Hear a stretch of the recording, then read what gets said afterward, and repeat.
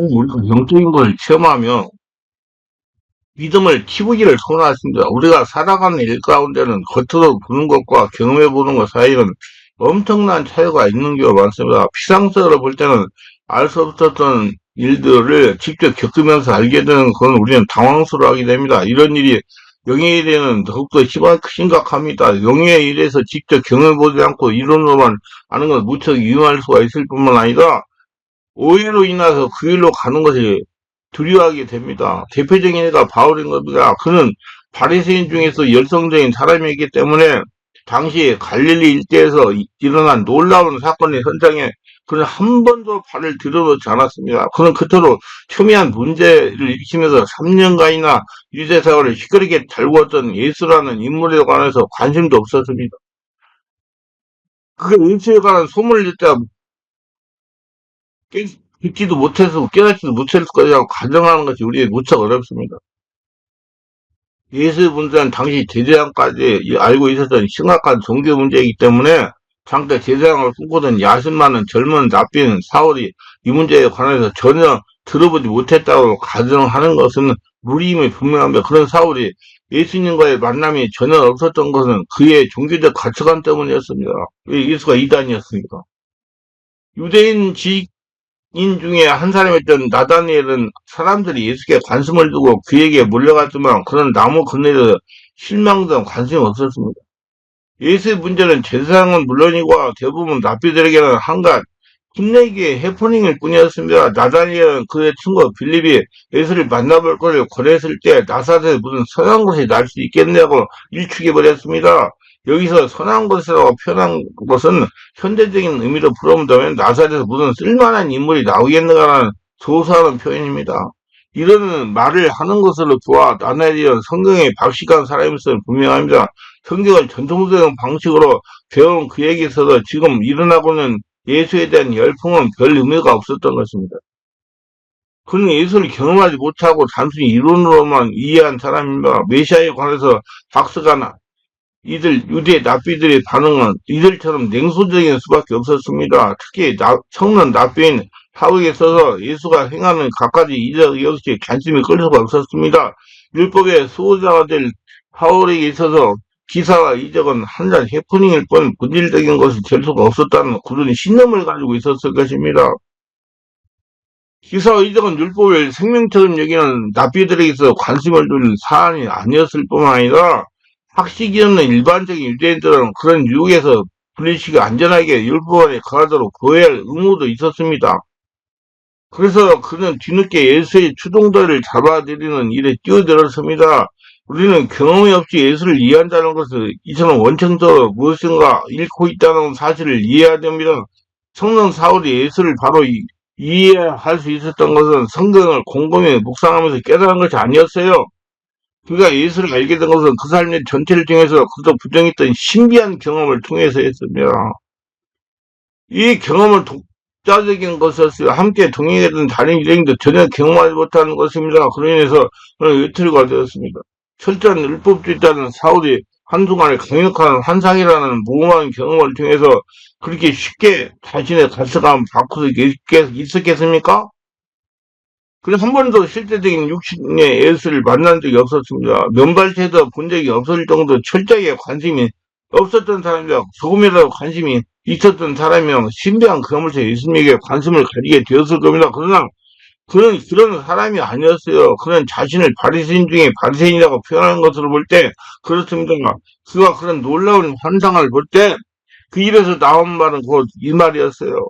주여 누구시오니까? 사울이 자신에게 들려오는 음성, 사울아 내가 어째 나를 박해하는 질문에 그는 주라고 응답했어요.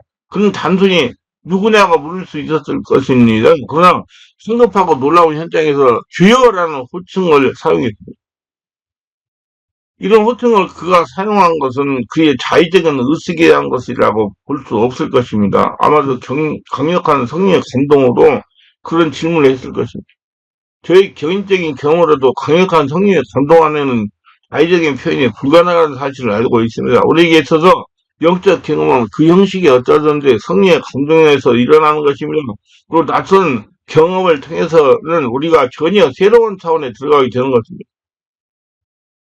제가 낯설다는 표현을 사용하는 것은 성령의 경험은 우리의 인식이나 삶의 경험을 바탕으로 일하는 것이 아니기 때문입니다. 그렇기 때문에 이런 경험이 전무한 사람들이 있어도 이 부분은 신비일 수밖에 없고 더불어 이해할 수밖에 없는 겁니다. 그렇기 때문에 그들은 이 낯선 경험을 무시하거나 가치없는 것을 취급할 수가 없습니다.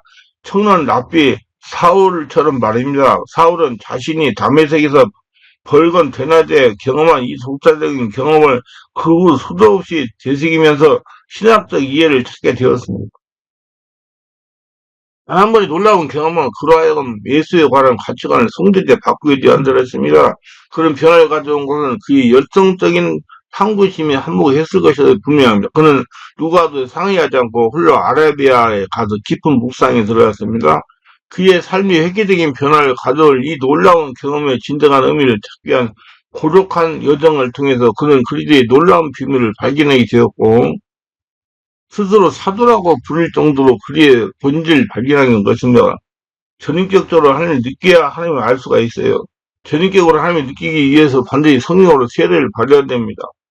그런데 성령으로 세례받게 되면 이해하지 못할 두려움이 자신을 주장하게 되는 경우가 많습니다. 우리가 신앙생활을 하면서 가장 극복하기 어려운 부분이 영적 두려움일 것입니다. 우리는 알지 못하는 세계에 대해서 막연한 두려움을 지니고 있습니다. 특히 영적 세계는 일반적으로 잘 알려지지 않기 때문에 모든 것이 생소하고 낯설기만 합니다. 특별히 성령 세례 체험은 더욱 생소하고 두렵고 불안하게 합니다. 그러고 자연적으로 막연히 두려움을 가지고 있는 것입니다. 많은 사람들이 이 막연한 두려움 때문에 성령으로 세례를 받아 영적으로 변화했기를 달갑지 않게 생각합니다. 영적인 걸 깨닫고 싶어서 집회에 가려다가 잘못되면 어쩌냐고 가지 않습니다. 막연하게 두려워하며 가지 않기 때문에 영적 변화를 체험하지 못하는 것입니다. 변화는 상징을 의미하며 성장이란 새로운 세계에 들어가는 걸 말합니다. 영적인 사람을 변화하기 위해서는 먼저 두려움을 이기는 법을 배워야 됩니다. 두려움을 이기는 길은 담대하게 부르짖어 기도하는 것입니다. 담대하게 들어가는 것이 아니면 죽을 때까지 영적으로 변하지 못합니다. 그래서 봐라, 뛰어 들어가 봐라, 부딪혀 봐라 이거예요. 영적인 일은 많은 오해를 불러올 수 있으며 영적인 일은 생소하기 때문에 왜냐하면 다수가 영적이 못하기 때문입니다. 우리는 영적 경험은 단순한 의미로 영적 삶에 더욱 풍성하게 하는 하나의 계기가 되거나 이벤트가 될 수 있습니다. 그러나 이런 차원을 넘어서 그 의미를 깊이 묵상해 나간다면 우리는 그 경험을 통해서 그리스도의 놀라운 비밀들을 참여하게 되는 계기가 됩니다. 바울은 그리스도의 비밀이라는 표현을 즐겨 사용하는 사람이다. 전에 알지 못하던 사람들이 영적 경험을 통하여 깨닫게 되었다면 우리는 그리스도의 비밀에 참여한 사람이 되는 것입니다. 어떤 이들은 말씀을 읽으며 그리스도의 비밀을 깨닫겠는가 굳이 경험할 필요가 있느냐고 반문하기도 합니다. 이런 사람들만 하나를 알고 둘은 무척 모르는 사람들이며 사람마다 자기 같지 않습니다. 모든 사람이 다 나같지 않아요. 성경을 백날 읽어도 도무지 무슨 말을 하는지 저를 깨달지 못하는 사람들이 얼마나 많은지 알아야 된다. 성경 100번 읽는 것보다 한 번의 영적 체험, 경험으로 더욱더 주님께 가까이 다가가고 주님을 잘 이해하는 사람들이 있습니다. 그래서 성령으로 세례받아라 그러는 거예요.